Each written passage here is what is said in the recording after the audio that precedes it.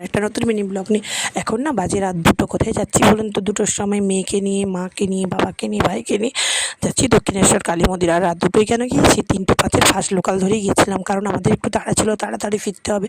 তো এই দেখুন, ট্রেনে ঘুমিয়ে ঘুমিয়ে, আমার মেয়েও ট্রেনে ঘুমিয়ে গিয়েছিল। তারপরে পৌঁছে গেলাম আমরা হাওড়া স্টেশন। সেখান থেকে ক্যাব বুক করে পৌঁছে গেলাম দক্ষিণেশ্বর কালী মন্দিরে। ওখানে গিয়ে প্রথমে মেয়ে আর আমার বাবা গঙ্গায় স্নান করলো। তারপরে চলে গেলাম মন্দিরে পুজো দিতে। যেহেতু ভেতরে ফোন এলাও নেই, তাই ভেতরের ভিডিও করতে পারিনি। বাইরে থেকেই যেটুকু ভিডিও করা সেটুকুই করেছে। আর ওখানে সিস্টেম সত্যি অনেক চেঞ্জ হয়ে গেছে। ভেতরে কী সুন্দর ভোগশালা।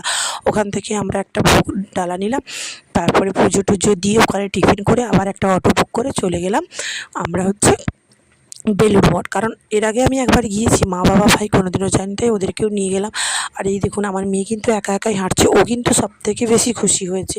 তারপরে এই চলে আসলাম বেলুড় মঠে। এখানে একটু প্রার্থনার সভাতে ঢোকার পরে তারপরে লাইন দিয়ে এখানে বেলুড় মঠে সেই বিখ্যাত ভোগ খেলাম।